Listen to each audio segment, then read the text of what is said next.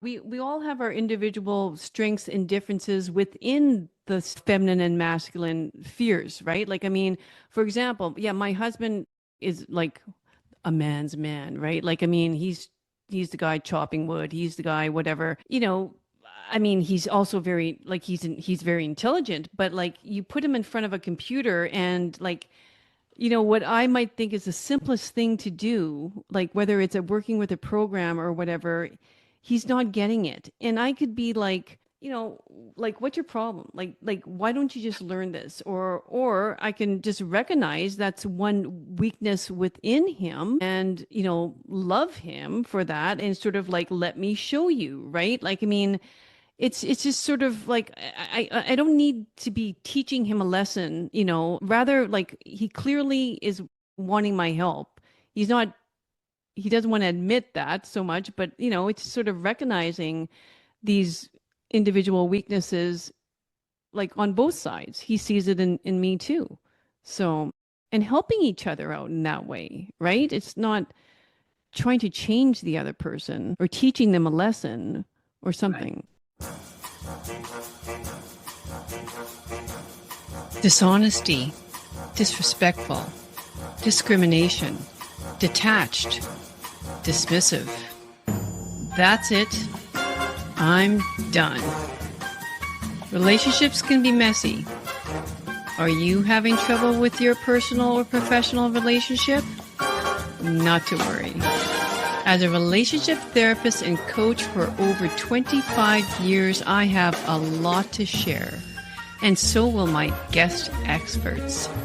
Let's get smarter in our business and personal lives so we can be our best selves. Now, let's get on with the show.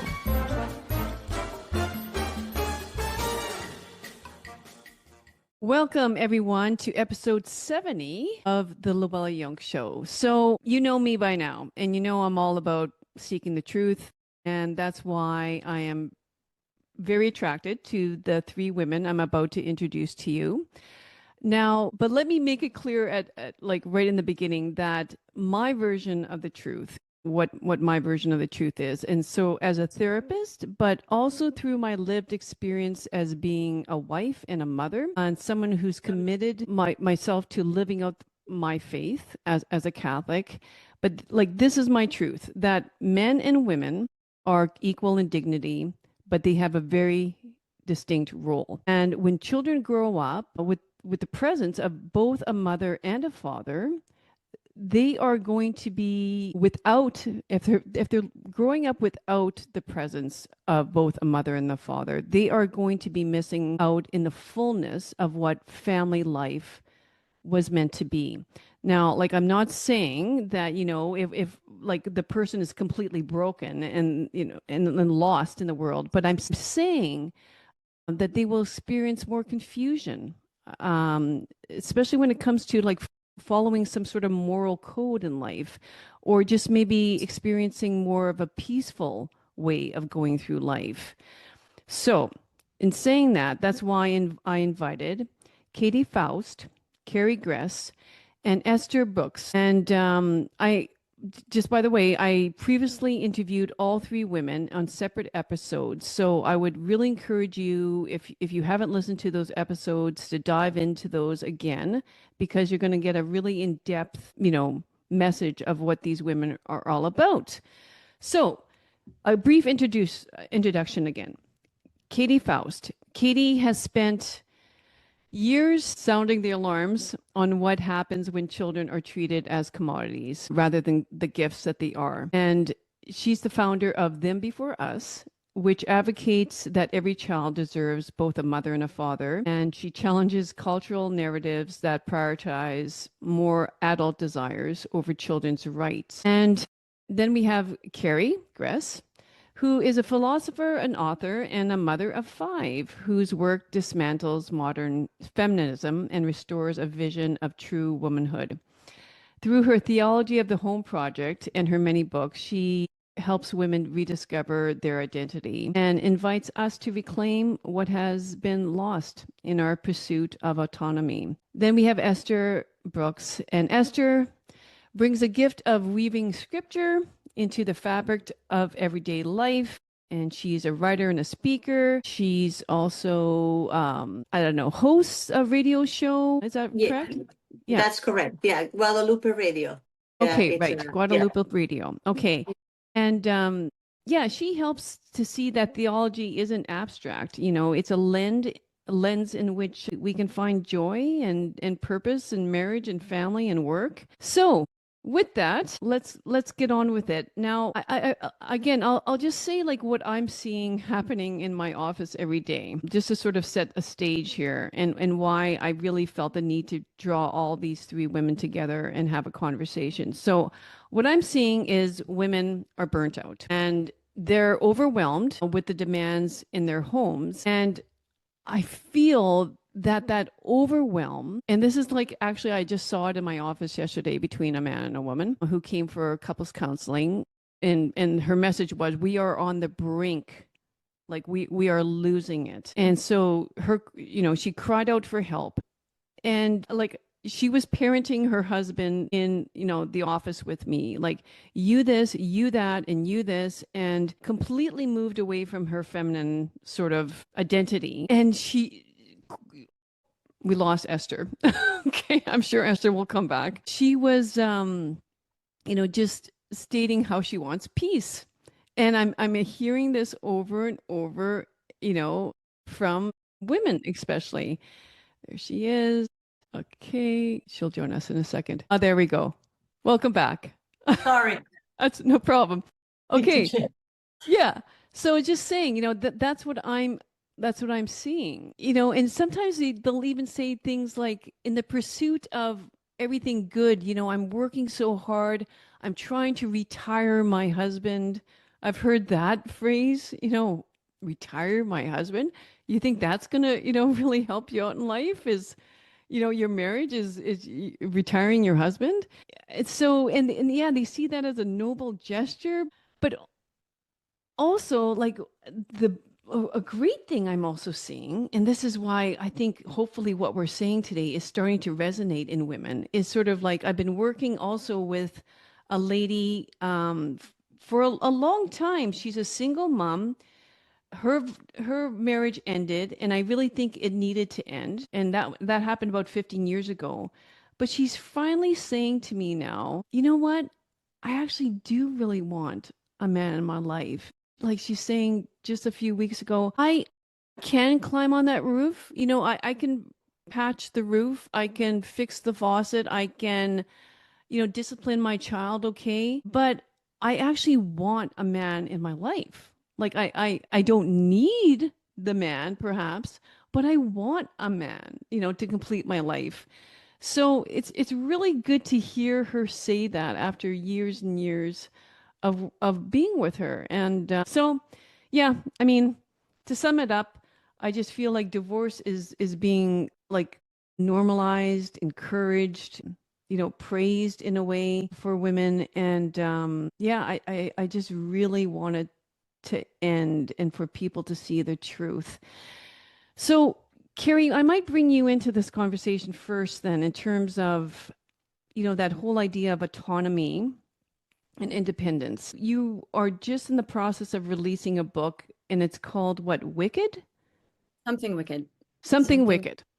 So tell us more about that. Why did you write that book? Well, first of all, I just want to clarify retiring her husband means so her husband can retire, right? Not like she's trying to put him out to pastures. Yeah. No. Like just so that he doesn't have the burden of being a Got it. provider for the Got it. I family. just wanted to make sure I knew what that Yeah, was. yeah. In any event, yeah, no, I think it's a big question. Women have been told for a very long time that we're meant to be autonomous. That's really become an idol. And my book, Something Wicked, I wrote because I finally figured out that one of the things that's happened with feminism is it's actually become kind of a shadow church, that it is providing women all the things that a church typically would provide. And the idol, of course, is autonomy. It's, you know, becomes ourselves. And it's got its own commandments. It's got its own kind of evangelization. It's got sacrament, all of these different elements that we find populated in a religion. And I think this is one of the reasons why it's so hard for women to really get out of or to think differently or to understand that it's actually not been great for us because of the fact that it feels very self-sufficient. There's something very satisfying about being self-sufficient. But women fundamentally were not made to live by themselves. But what feminism has done is it's tried to protect us from the vulnerabilities that come naturally to womanhood. And I think this is the real tragedy, is it's life without God. It's trying to protect us from all the things that could harm us. And as a result, this is why we see this, great atomization of individuals and the family isn't flourishing and whatnot. So that was the big book, but it goes back to all the way, 200 years ago, and really what happened with women.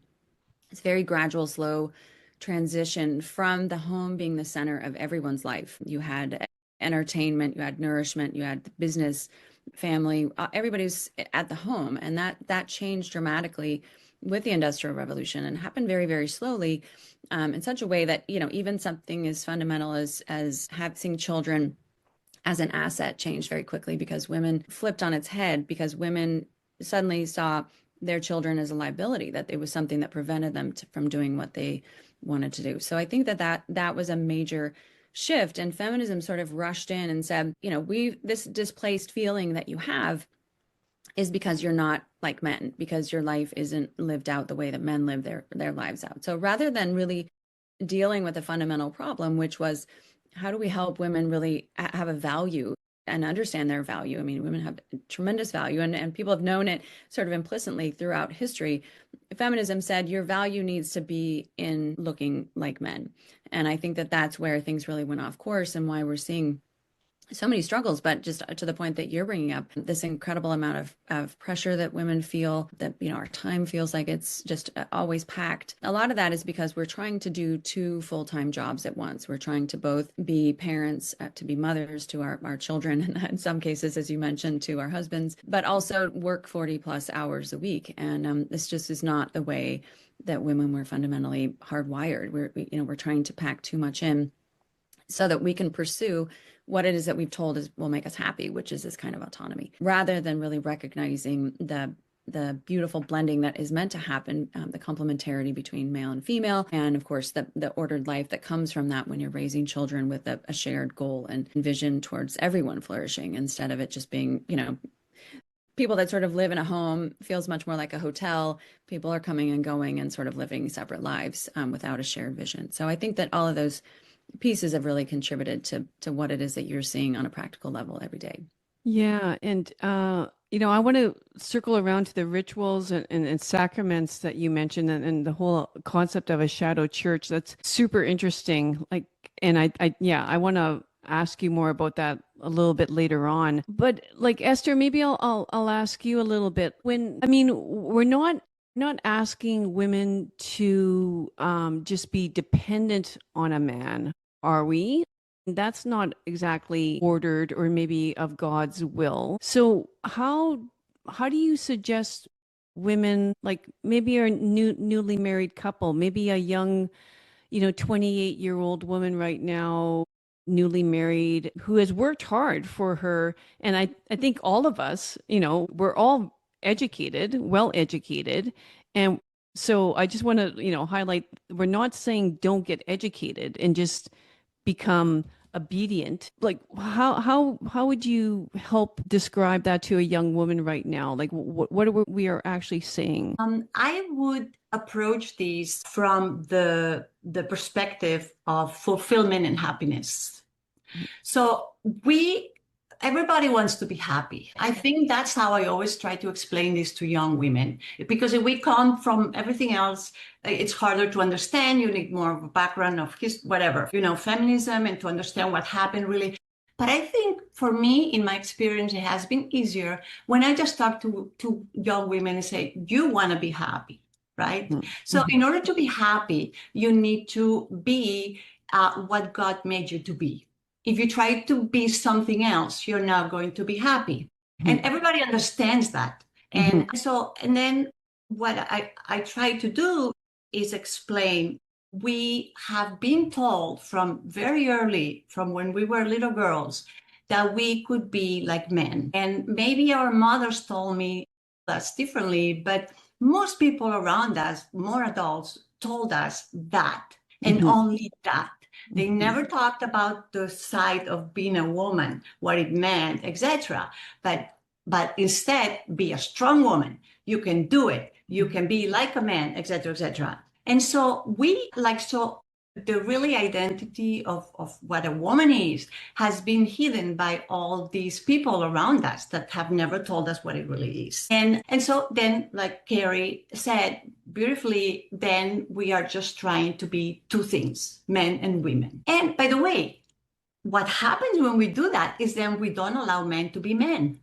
And that gets even worse because that's so sad. There's nothing sadder for me than a man who's not a man. It's just so sad. And I see a lot of these, a lot of young men that look like they're not real men. They're afraid to be like men. They don't really know.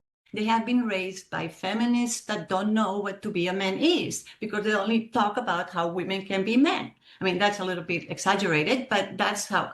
So anyway, I think that the problem starts very early with one of the things that I'm doing that I think that if I would like to know your opinion about this and everything is I'm starting working with one Catholic school to talk about precisely these to young women, middle school and high school, that probably in their families never talk about that. And to talk about basically this, how can you be fulfilled and happy in your life? It's by trying to figure out what you are supposed to do and trying to understand what is your role, what are your strengths, what are your qualities, etc. And when you know that, then you'll flourish and you'll be happy.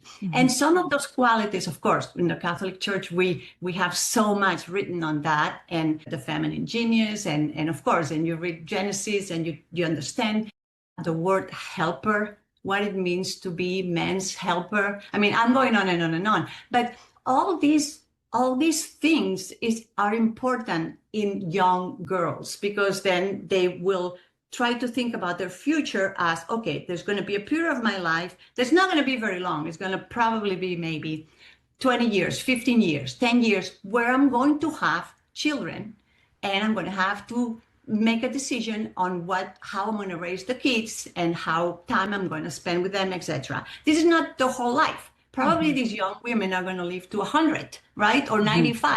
They're going to have a long time to pursue their careers and be brilliant in whatever they do. Nobody's saying that you cannot be brilliant, but there's going to be this time in your life that you are going to have to make these choices. And so I think that we need to going back to your question of the concept of what is going to really make you happy.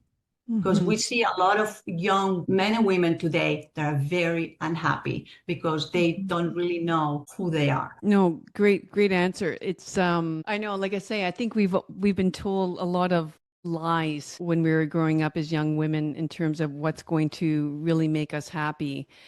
So Katy, is there anything that you want to add to that in terms of, a young adult woman and how they could be pulled into the feminist, ways of thinking and what you have seen? Yeah. I mean, these two ladies here have their finger on the pulse of the lies being told to women and the devastating impact it has on them when they believe it. So, I mean, they are, I think, better situated than I am to talk about that. But I will say that the feminist lies have been damaging to children because what it has told those women is that you're, in essence, optional in the life of your child. Children are optional in your life. And like you said, when you get femininity wrong, you get masculinity wrong. So feminism has also said that men are optional in the life of the child. And I'll tell you what, if you want to wreck a child from birth through life, you remove their mother or father from their home. And even if the mother is physically in the home, but has been told to prioritize her career so that the child doesn't have that critical bonding that she needs with her mother, especially in the first 3 years because she's being put in daycare. I mean, that's a recipe for all different kinds of mental and emotional challenges throughout life for the child. So it's really important that we get women right, because if you don't, you're not going to get men right and you're not going to get children right. And if you're going to damage a child, if you're going to harm them in those early years, you're really, like you said, Luella, setting up incredible hurdles for them throughout the rest of their life. That's not to say that they are doomed, But to pretend like there are not significant obstacles when dad isn't present, mom isn't present, when there's a divorce and a breakup, when there's then new partners or new boyfriends or girlfriends with subsequent children being brought in and then often leaving, or new children being born and then leaving, that kind of instability leaves a mark on a child.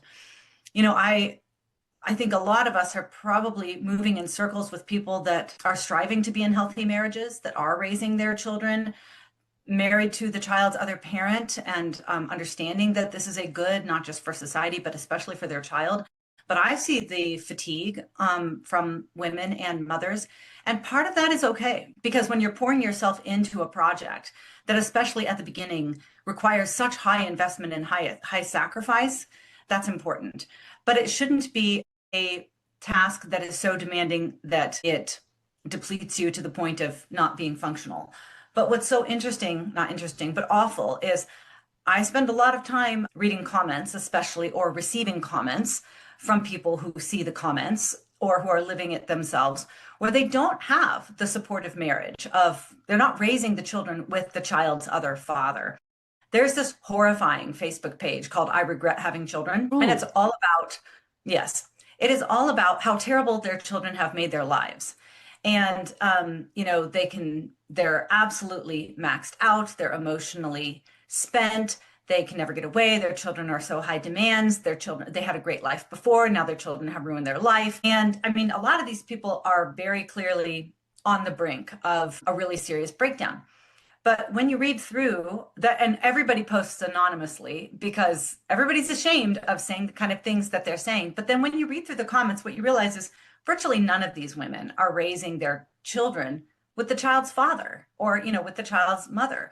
Many of them are having to care for children who were brought in through a previous marriage or a previous relationship. And they're feeling and voicing that they don't like the children that are not theirs. They like their own children, but it's somebody else's child that they're now having to care for because there have been previous relationship breakdowns and then a new relationship was begun. And so it's like, we understand that women are being taxed. Some of that is appropriate, but a lot of the reasons why women are stressed is because they are operating outside of the natural design of how children come into being and need to be raised.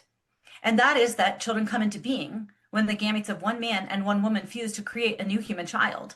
And sociologically, all of the information that we have says that those two human beings, that one man and that one woman, not any man, not any woman, that man, that woman, are what sets the child up for thriving. That child needs that mother and that father because they alone will provide children the biological identity that helps them answer the question, who am I? They need that mother and that father because they will get the complementary benefits that mothering and fathering brings to a child throughout their life.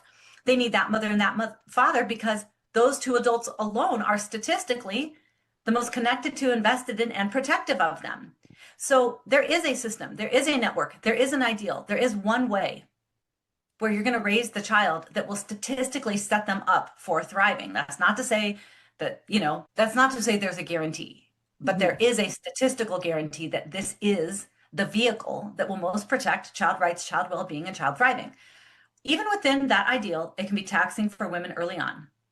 But when you start operating outside of that ideal, it's going to be hard on you. It's especially going to be hard on the kids. Yeah. Yeah. Like, I mean, just hearing you speak just remind me again of this couple that I had yesterday. I didn't mention this, but they're from, well, they're in a blended family situation where he had a couple previous kids with another woman. They divorced and now he married her and she had her own child. So they both came from divorced situations. And so they're trying to make it work. And I do think they can make it work, but it's like I can see, like you say, the physical exhaustion of it all. Like I said, they came to me on the brink of you know, we can't do this anymore. So I think what you're saying there, Katy, is there was one ordered way. And if they had, you know, in their previous marriages continued with that and committed to that, then, you know, again, and bringing in maybe a little bit of theology here in terms of what a man and a woman's roles should be in a marriage. that marriage may have had worked. Now, it didn't. So now they're in this blended family. Okay, so what do we do with that? I think that they can get on the right path again. But I spent a lot of time with them yesterday, kind of going over the distinct roles that they are playing. And she is, like he said, Esther, you mentioned, it's so hurtful to see men losing themselves, and that he must have said that about 3 times yesterday. I don't even know who I am anymore. And we hear that from women all the time, but rarely do you hear men in that vulnerable state saying that. They sort of like, I don't even know what direction to turn anymore. Like, you're constantly telling me what to do, when to do it, how wrong I am in what I'm doing. And he has his own things too that he's done in their current family life that's not beneficial at all. But it's sort of, let's get into that proper order again. And you will see that when you both take your distinct roles, that it's going to go a heck of a lot better. And I mean, the topic of kids and what the kids are hearing in the home came up over and over. Like, she was very vocal about that. I don't want our kids seeing this and hearing us argue over and over again, because she came from that type of home and she didn't want, hell or high water for her now new family to go through this. And so like it's sad in that sense that they both have such desperate cries for help.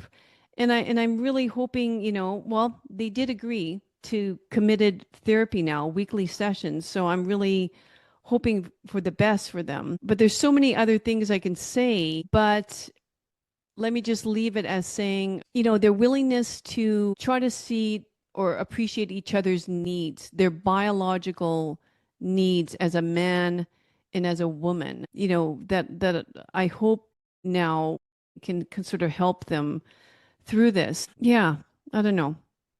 Esther, I feel like you want to. No, I mean, yeah, I totally agree. I think the problem starts when you don't really know, like you said, who you are and what your role should be. Because this kind of like, if you say, well, a father is supposed to do this and this and this, or a man is supposed to do this and a woman is supposed to do that, it's like you're saying something like from the Middle Ages, and it doesn't apply anymore. But the human beings we are the same now and always. And there's a reason why traditionally these have been the roles of the father and the husband and the wife and the father and the mother. And so I think that's where the problem starts. If we don't understand clearly what our role is, we're going to be very confused and we're going to make a mess. And what is happening is women end up doing everything, and we end up like completely emasculating men, not letting them do anything. They are useless. Everything they do is kind of not good enough. And it's just like you see men that are completely frustrated and women that are completely unhappy and also frustrated. So I think the most important thing is to go back to what we are supposed to be and how we're different. So I think that actually, I mean, that's going to sound crazy to a lot of people, but this is evil, because this is breaking not only the family marriages, but the whole person, because we're losing ourselves. And so it's breaking us. And so I would just say that, and also to understand those different roles doesn't have to be like, oh, women are, by the way, you said the word obedience. Why is that a bad word? Yeah. Exactly. Obedience is actually a necessary thing in society. We all need to be obedient. So we could talk a lot about that, but it's like one of those words that are so bad, right? No. Carrie, I want to ask you a question. Lately, I've been thinking a lot about the fact that, for example, in the book of Proverbs and in general, wisdom is personified as feminine. And of course, wisdom is also the second person of the Trinity. So how are these two related? The femininization of wisdom, and not only in the Jewish tradition, in the Christian tradition, but also in ancient, like in Egyptians and Persians traditions, like wisdom was personified as a woman. And then I think about all the book of Proverbs is talking to young men. And one of the things that keeps repeating and repeating is that they need to look for that wise wife, for that woman, instead of the adulteress and the woman of folly, I think they call. It's not that wise woman. And then, so I keep thinking, why is that? Men need our wisdom to figure out what to do. I mean, it's just, and now, okay, I'm 62. I've been married for 35 years. I understand this. I've never understood that before. And I thought that he was the leader of my marriage. Wait, I don't think so. Yeah. Okay, so we're talking about different kinds of powers. I mean, I don't like that word, but different kind of strengths, guidance. And it's clear in the Old Testament, and look at Mary. Mary is our example of virtue, of what to be. So that is attractive to men, and that guides men to be good men also. If we are not good women, men are not going to be good men. So I was wondering, what do you think about that? There's a lot there. I could probably talk about that for an hour, but I'll try and condense it tightly because there's so much packed into that. One of the things that I did a lot of research on was about the feminine attributes that you see, as you mentioned, in ancient Egypt and all the ancient material. And the pattern that repeats itself is this idea of women carrying or holding or transforming things. The Romance languages, things like a boat, or yacht, it's always named after a woman. It's female. Even the church is called, the main part of the church is called a nave, which comes from the derivative navy, which comes from boats. And the other thing that happens with women is transformation, or like a river is never the same. A river is also feminine. An oven is feminine. Even a coffin is feminine. So it's really interesting to see this idea of containing, holding things. And so you can imagine wisdom being that which is holding what's wise. It's scripture talks about the Virgin Mary. She held all of these things in her heart. There's this idea of holding things and turning them over and transforming them, that kind of gift. There's a memory there as well in wisdom.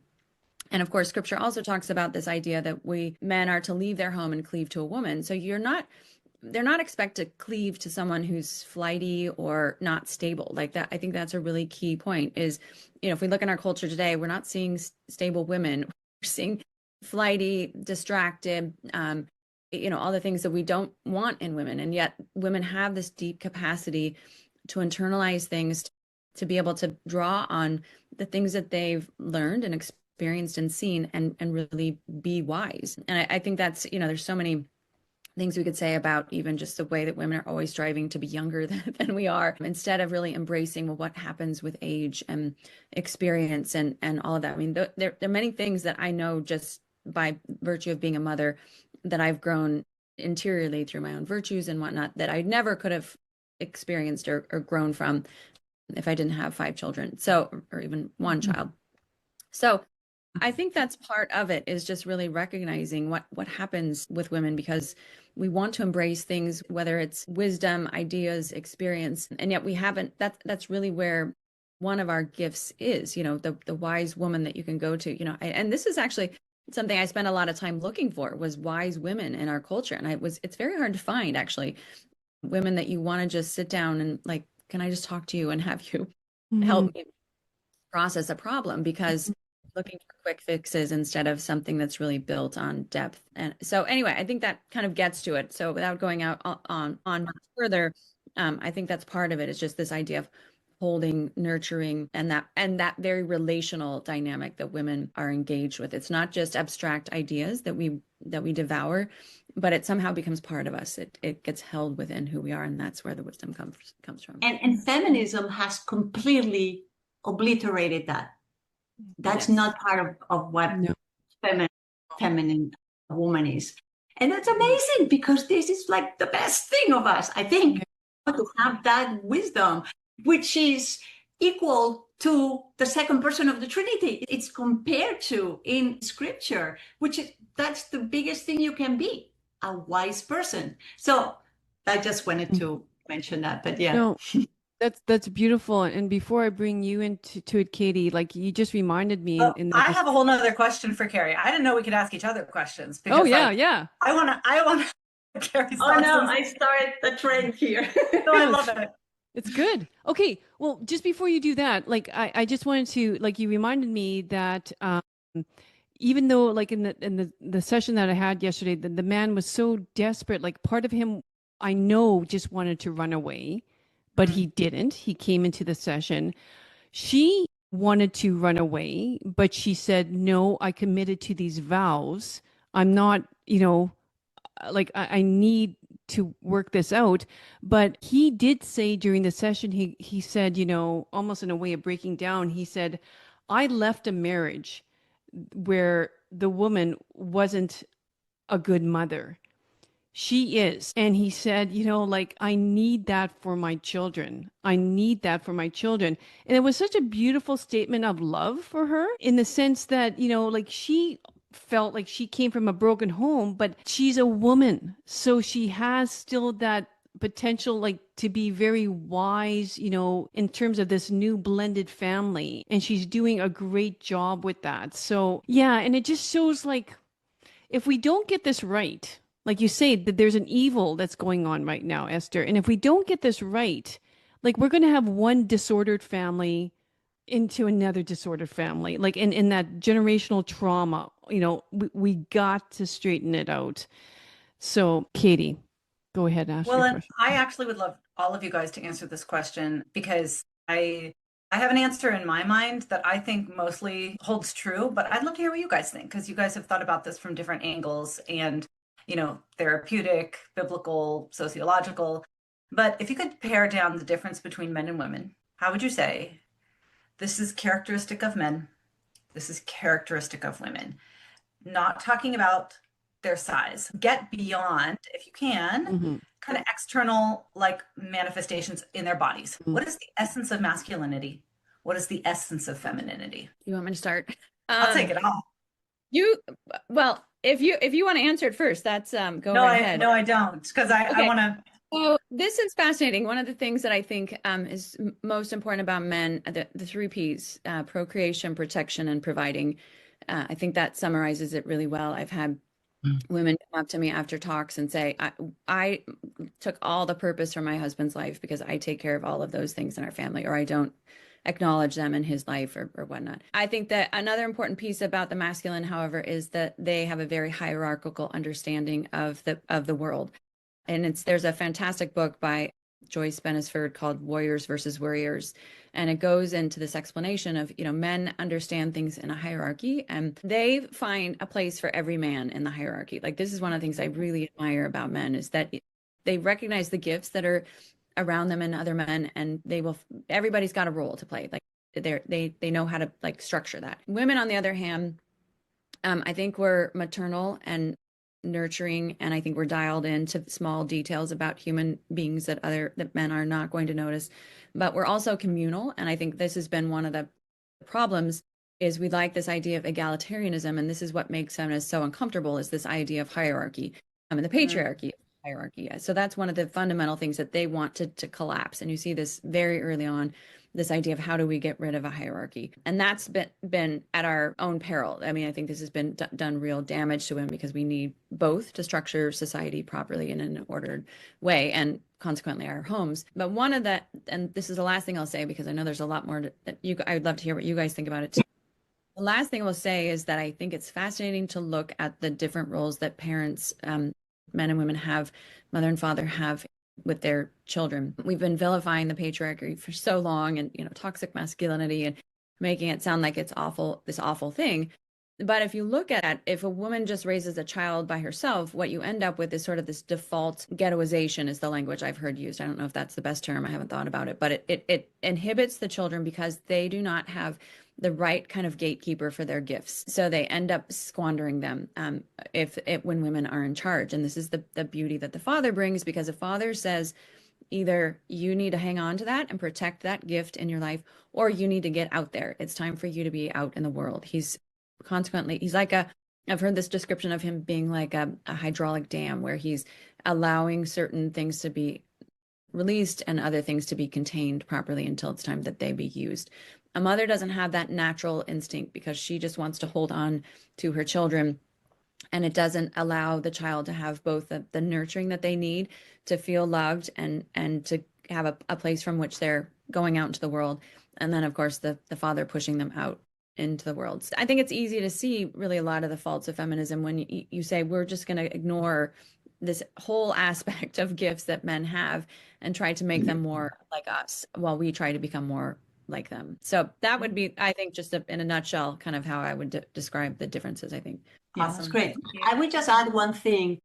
I would talk about needs. What do women need and what do men need? My husband and I do a lot of marriage prep and one of the things that we tell them is that of course men and women need different things, and going along the lines that what Carrie was saying, women are the providers, the protectors, and so we need that protection from our husbands, and our husbands need our admiration for the work that they do, for what they provide. And my husband always jokes, he says, "Oh, that gazelle that you got is so big. I'm so proud of you."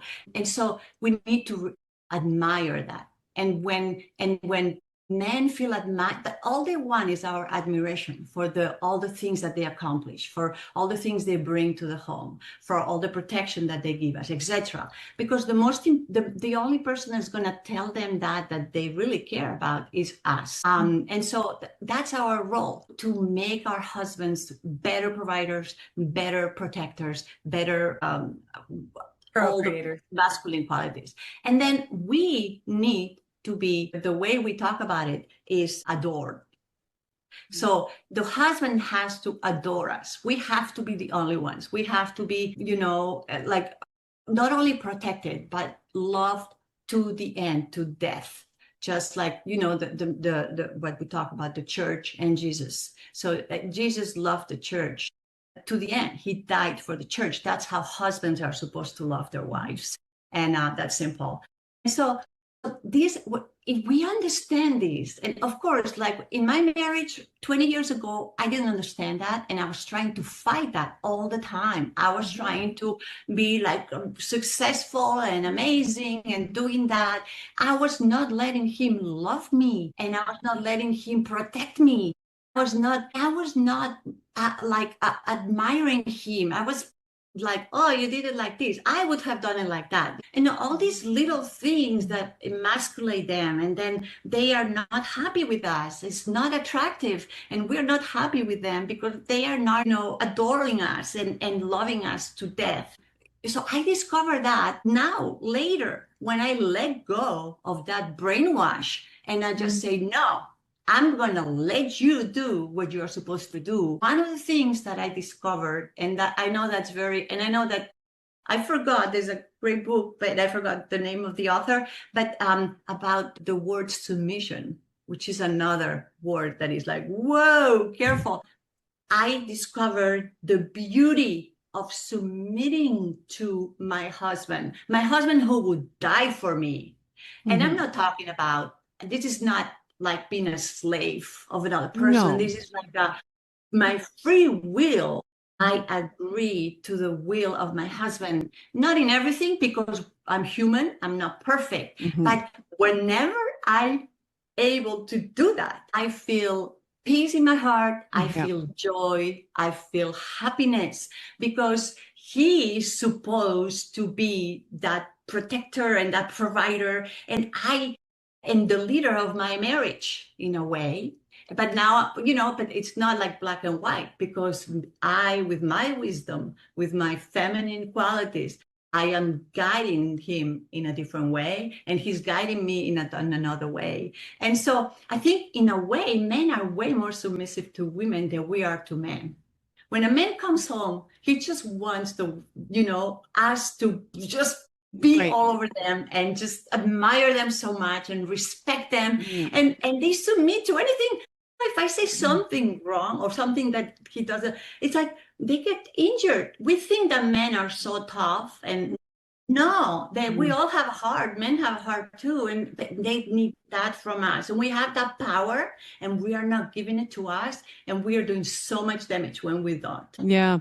It's nice. It's nice, that you give your perspective in terms of needs. I'll just kind of say it in terms of the differences that I see in how each one of them responds to one another. Like, I see for men that I'm going to just say, it's going to sound strange, but their default emotion in terms of conflict is fear. And you might think, well, men are really tough and strong. What do you mean fear? But no, it is, because that's why you often see men becoming very defensive within an argument. It's sort of like it's sort of like, am I wrong? Could I be wrong? But they need that fear instinct in order to act, right? Like I always make the joke, like with my couple sometimes, like back in the caveman times, when they're all sitting around the fire and somebody actually realized, oh my gosh, we're out of buffalo. Men get up and take off, and they're not sitting around the fire going, oh my God, what are we going to do? There's nowhere meat. Whereas women might, because they're thinking, I need to feed the children. So the women stay back, they might cry, they might worry or whatever, but the men are gone. And that's what I mean. That fear allows them to act. And that's why I feel, most men are presidents or prime ministers. It's sort of like, we got to remove the emotionality out of this, and we got to make some really quick decisions and, do it in a timely manner, sort of thing. We can't cave into our emotions. And that's what I feel like women are so great for. Like, I mean, they read their children so well, right? Like they have that nuance, like in terms of emotionality, what's going on in the room. They have that, sixth sense, if you want to say that, the gut instinct. They deal with relationships a lot better than I think men do. So like, in that perspective, like how they respond differently, I clearly see that in my sessions. So, All right, Katy? Katy, Just one thing, Luella, that you said, like, I think that, of course, these are just, not all men are the same, and not all women are the same. No. And more women No. they have more masculine qualities. Like, Yeah. in my marriage, I do all the driving because I'm a very good driver. Sorry, I have to say it. And my husband is so completely absent-minded. So I'm driving. So, we have all different things there. But I think what's key is, if we want to love our spouse, we need to know who they are. We need to make the effort to not just to understand, but to know who they are, because we cannot love unless we don't know. And so if we don't know and we don't make that effort to know, we're trying to make them into something they are not, into the ideal that we have that they should be. And I think that's another mistake that that takes us away from the reality for what is really true and good, because God created us like that. Exactly. Like, yeah, we all have our individual strengths and differences within the feminine and masculine fears, right? Like, I mean, for example, my husband is like a man's man, right? Like, I mean, he's the guy chopping wood. He's the guy, whatever, I mean, he's also very, like, he's very intelligent, but like you put him in front of a computer and like, what I might think is the simplest thing to do, like whether it's working with a program or whatever, he's not getting it. And I could be like, like, what's your problem? Like, why don't you just learn this? Or I can just recognize that's one weakness within him and, love him for that and sort of like, let me show you, right? Like, I mean, it's just sort of like, I don't need to be teaching him a lesson, rather like he clearly is wanting my help. He doesn't want to admit that so much, but it's sort of recognizing these individual weaknesses, like on both sides. He sees it in me too.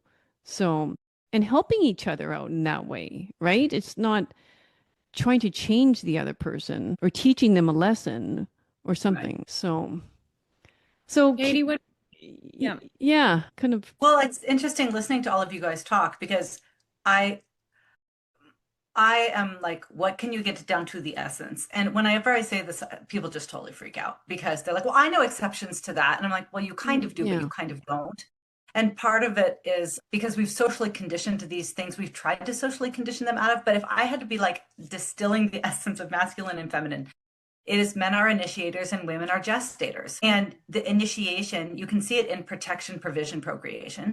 And then the nurturing, you know, all of what you guys, Esther and Luella, have said about kind of the wife's role in the marital counseling that my husband and I would do. We would say the wife's role is fan, follower, finisher, right? And like you said, Esther, you're a fan.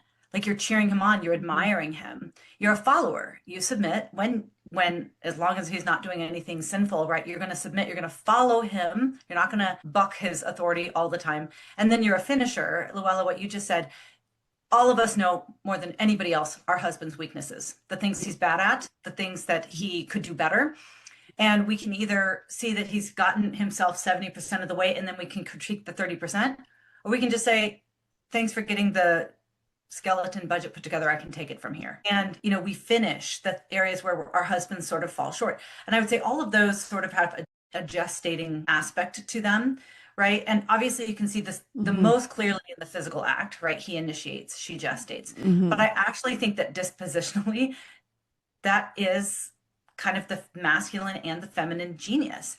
That is why I think you've got the action-oriented outcomes for men and why they tend to rise up to the ranks when there's no sort of DEI structure in place. You know, why you've got male CEOs and male presidents. And a lot of that is because they don't necessarily want to be home with their young children. And if they've got a great wife, she's at home with the children. So she's gestating what he initiated, which allows him to continue to initiate. Now, I say this and women are like, I initiate, I start projects, I have new ideas. I'm like, yep, I bet you do.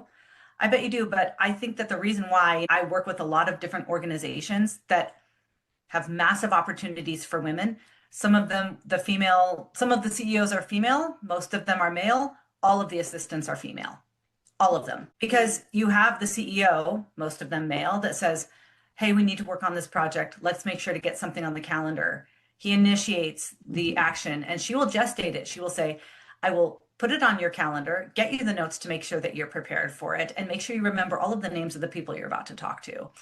And I mean, I see that just in the world around me of the non-corporate world, where you've got the dad saying, hey, our home is growing. The taxes are crazy here. We're going to have to move outside of the city. And she goes, I can research the places with the best school districts and the best house prices and the places where we're going to still be able to see your parents on the weekend. And she takes that idea that he's initiated and she gestates it to the point where next week she's like, here's the 3 houses in 3 different counties I think we should consider. So I want to know what you guys think about that. Is that, if you had to choose an essence, would that be the fairest essence? No, I think it's, I really like just how simple it is. And I think it speaks to a lot. And this is one of the things I've seen with feminism is that, you know, a lot of women who aren't married will say, well, I just kept going to school and then I got in the workforce and it was just really hard to find a man. Well, you notice a lot of times that women pick up the ethos of the masculine culture that they're in. And so they're not providing anything feminine. They're just doing mimicking. And, you know, there's this whole other stage that has to happen where a woman integrates her femininity properly into her personality and her work. And so this has been, I think, this is not to say it's just on women, but this is one of the patterns that I've seen. So I think that's a fascinating and very simple crystallized version of it. And I will give you credit when I use it in the future. Yeah. I think it's great. Yeah.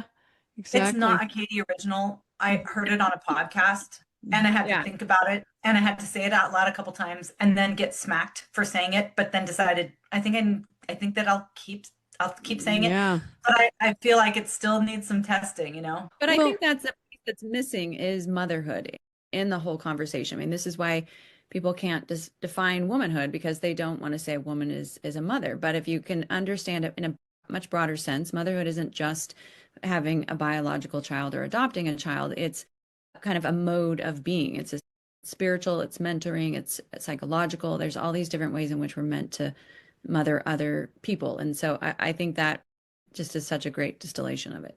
Anybody, but a lot of times a man, will put in a seed of an idea or he'll initiate something And the woman says, I mean, when in all of the home decoration shows, it's the man who does the demolition and he Mm-hmm. puts up all of the sheetrock and everything.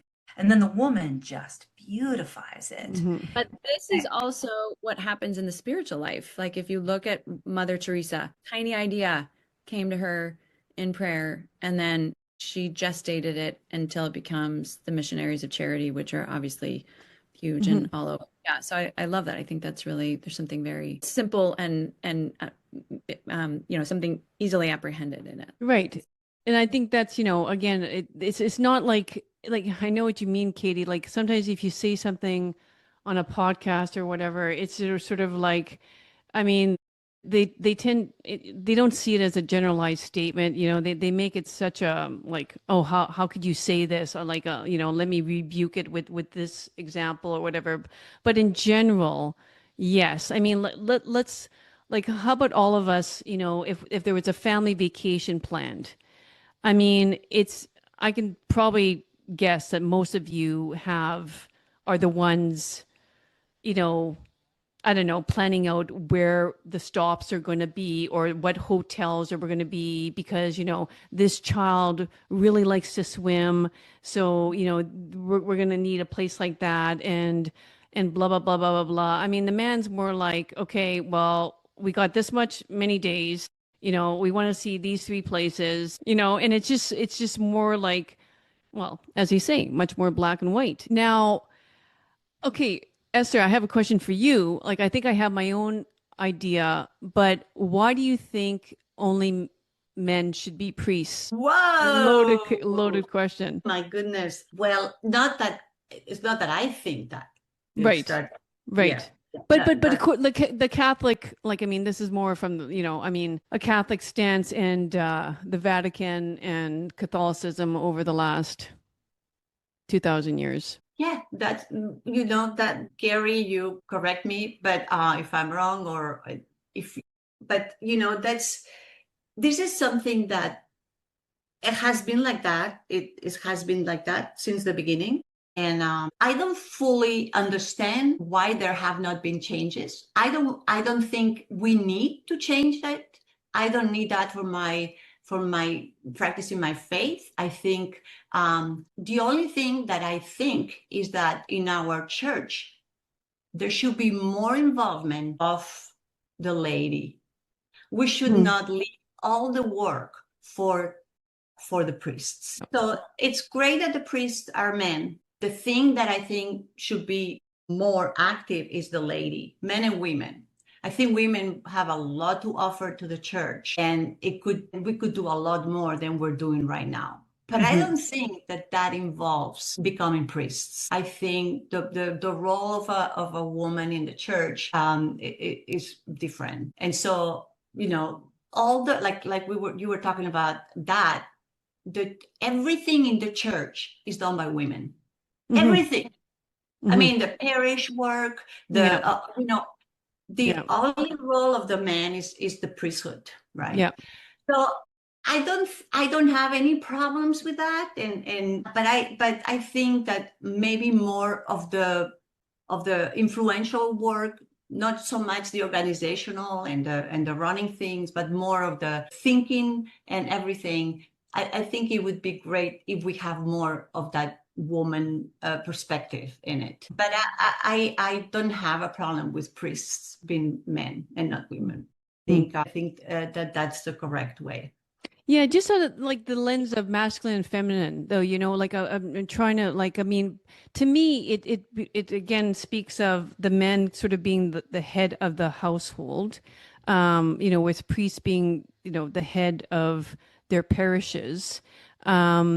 And I just think, like women, I think we should be so thankful to have that gift of, emotional awareness and the delicacy of all that. And like I'd be a little bit scared that, if a woman was, allowed to be a priest, for example, that they would somehow like the consistency of, let's say, the Vatican or the Catholic Church, like over the years. That's one thing I think I really rely on is the consistency. Like it's not going to change.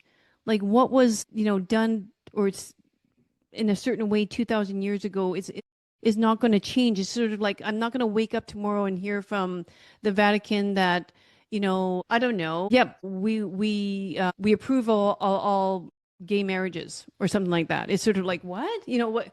Like I know that when I fall asleep at night that I'll wake up and it's going to be the same thing, the next day again. And I like I wonder maybe if that's part of why, you know, nothing has changed in terms of men only being priests because of that. Like, and again, it's not a bad thing that women are like that, but you know what I mean, Carrie? It's a little bit more like, Well, I think it goes back to the nature piece. I mean, first of all, a priest is meant to be in persona Christi. He's meant to personify Christ. He has it's the mass itself is the last supper. It's yeah, the sacrifice. So yeah, it's that there's that iconic piece. There's also the piece of as you guys mentioned the fatherhood aspect of it. Particularly for those of us who go to confession, you don't want a woman in there saying, it's going to be okay. Keep doing, yeah, exactly. Yeah, hey, want yeah. someone to tell you that you have to do hard things sometimes. So there's that element.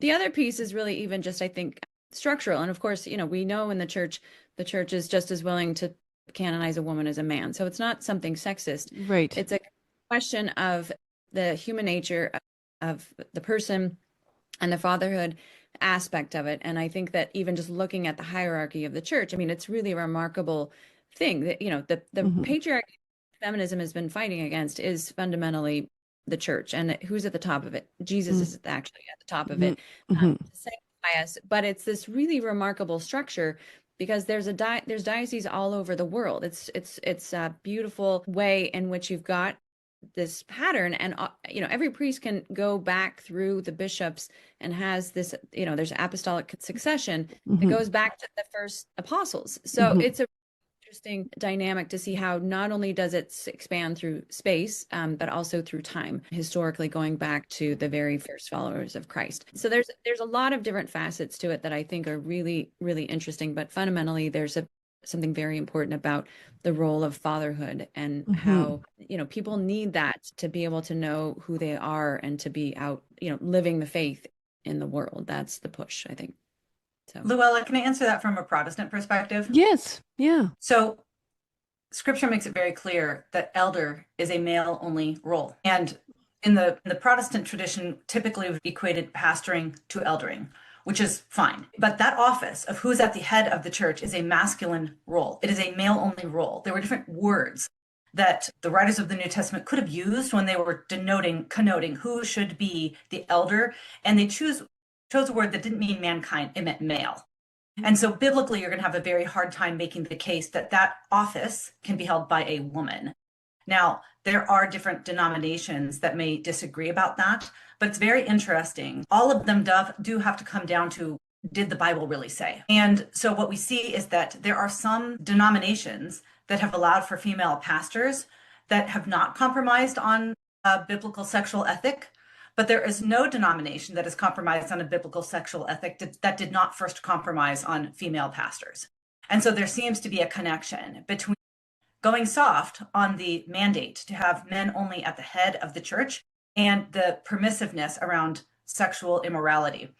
Now, I will say from kind of our like pure biblical perspective, the reason why what did God institute in terms of headship? He put headship, male headship specifically, in two institutions, the home and the church. That's because he didn't put them in charge of banks. He didn't say women only at the head of educational institutions. He didn't say women only media execs. He said men only at the head of the home and the church. That is because those are the two institutions responsible for creating new life and nurturing new life. The family creates new life in the physical sense and nurtures that new life.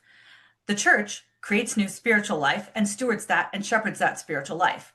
Now, what we learn from that is that men and women are required in the project of creating new life and nurturing new life. Now, what we have learned from the home, and I would say what we can see in the church, in the churches that have decided to ordain women as pastors, is when you make men optional, they leave.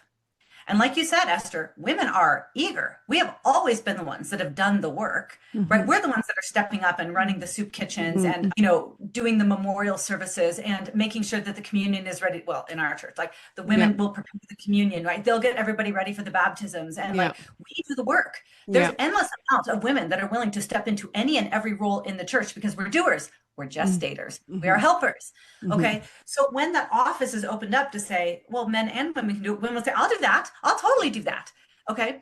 So here's the problem. You're saying we don't actually need men for anything. There's no office that only a man can fill. And what we've learned from the family that feminists have pushed on the formation of the family is we've told men, you're optional in the project of the family. And when men are told you are optional, they're like, bye. Yeah. I mean, you don't need me for anything, because what is it that makes men feel great? It is shouldering a heavy load. They need to be told, you are nothing. You have to come through. You're the one that protects your family. We need you to fight that war. We need you to stand in the gap. We need you to defend this flock against predators and wolves. We need you for that. Now, this is an absolute crisis. When a man leaves the family, the children are victimized. When a man is no longer the head of the flock, the congregants are victimized. There's something specific about the protective aspect of the male headship that allows for the protection and the provision, and is obviously required for the procreation. So I think that it's an absolute, not just a biblically egregious, but it's devastating to the communities when there's a woman at the head. And I'll tell you one more last thing. Men do not learn to become good men by listening to women tell them the truth. They don't. Like there's something about masculinity that needs to be embodied. There's something where they have to see a good man, say, that's what a good man looks like, and then pattern themselves after him. Obviously, he should be speaking truth, but mainly he should be able to live the truth in a way that inspires a man to say, I will now become like that. Exhibit A, Charlie Kirk. All of these young men are inspired to be better men, not because Charlie had good answers on socialism, which he did. He showed people how to be a good man. He showed them and told them, reject porn, get married, devote yourself to your wife, become excellent, be an incredible debater, continue to be kind, don't give any ground, lead an organization, start an organization, do it with excellence. That's the kind of thing that men go, I will rise to that challenge. But if you had a woman say, start an organization, get married, be excellent, quit porn, they'd be like, they need to see it lived out in a man. If they do not have that in their home, dear God, please let them find it in a church. Yeah. But if the only church that they have has all female pastors and bishops, good luck. You will have no good men. Well said, Kathy. That's perfect.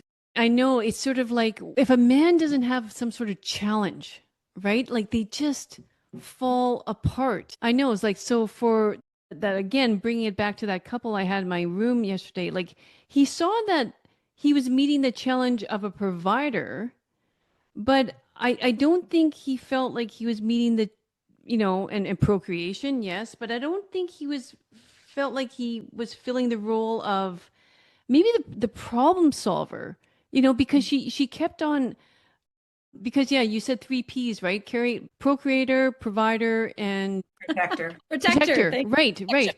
But I'll add another one and say problem solver, because I mean, like he wasn't able to problem solve in the family. Like every time he turned around, it was sort of like, you're not doing that right, and you're not doing that right, and you're not doing that right, and pick up your socks, and it's like, and like he didn't have any kind of admiration from his wife. He just had condemnation. Yes. Saying if that's all you're getting from a woman and you don't have a model of your masculinity and it can't be expressed anywhere, then no wonder he's going to shut down and is bitter. Right.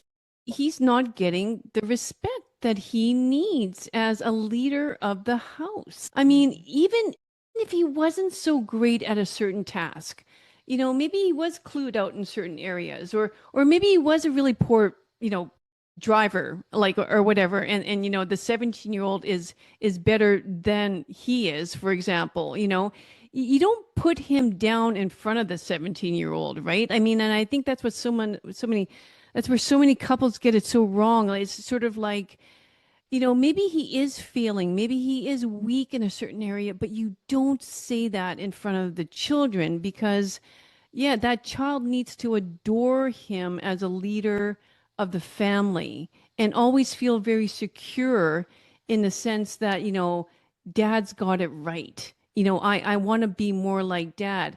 Now, if he doesn't have it right, that's the work of, going aside in isolation, not in front of the children, and saying, hey, I'm seeing that, and like, let's try to work on this, and then come again in front of the children united. And, but for a woman to disrespect her husband in front of her children is just not a good, and obviously vice versa, but especially for a man, right? Because once he feels like he's lesser than his wife or whatever, it's never going to go well. And I would add, by the way, same thing with raising boys. We do the same thing with our sons. We are not careful. Don't bring that frog into the house. You're making it dirty.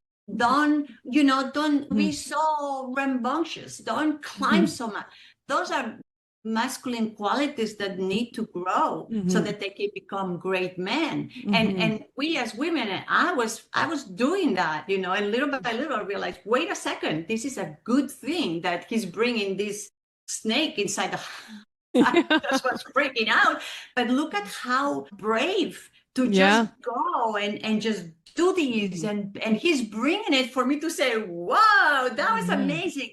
And all I could say is, I just cleaned the floor. I mean, that's also, okay. I mean, you understand what I'm saying.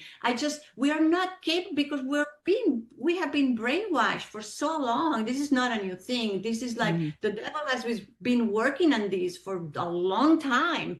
And so we are so brainwashed that we don't see the goodness and the beauty of things unless we go a little bit deeper and we think about these things. So we're doing the same thing. We're emasculating them when they are little boys, and they end up not being good men because ruin them. Good point. Katy, I want to ask you one other thing. So what suggestion would you give to a family right now that, let's say, only has a male figure, only has a female? Like, what can they do, besides go find a spouse quickly, if they're trying to navigate that? Yeah, go find a spouse quickly may not be the right answer. No. Because especially if it's a single mom, the man that she brings into her child's life will statistically be the most dangerous person. I'm not saying that all stepfathers or boyfriends are abusive, but I am saying that on a society-wide level, risk of abuse and neglect only increase when an unrelated adult is in the home. There are heroic step parents out there, but they need to come into the life of that mother or father with the intent to be what is missing in the life of the child. Very often the child gets in the way, right? The new partner is in pursuit of the parent, of the mother or the father, and then you have to deal with the kid or tolerate the kid. So if you're going out into the world looking for a husband or wife, it must be with the eye of one of their primary roles will be to step into the gap of the missing parent. But there's a possibility that the answer is you need to go this alone for a while if you are not able to find that partner is really serious about the protector provider for your own child. I would say what you need to do is probably acknowledge that they're missing something. I think a lot of times people feel like, well, if I say something, the kid's going to feel bad. The kid knows. The question is, are they going to feel bad alone? Are they going to wonder alone? Are they going to grieve alone?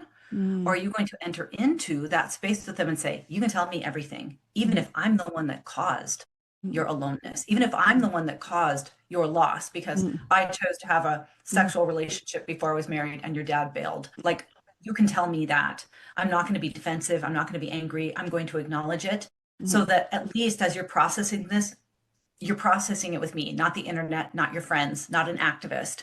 So I would just say, let them be completely honest with you, and then recognize that they crave. It is sort of a developmental need to have male and female love. It is not enough to have double the maternal love. They will crave paternal love. So you're going to have to find really safe sources for the child to receive that masculine love. Hopefully with grandfathers or trustworthy uncles or men at your church that you probably still need to watch like a hawk, to be honest.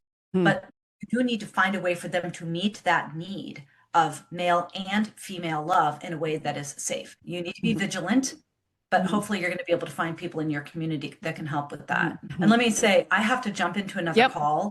But you guys are beautiful and wonderful and smart, and may your platforms increase. Thank you. No, I really appreciate your time with us today. And yeah, we do need to wrap up. And yeah, maybe we'll do it again, guys.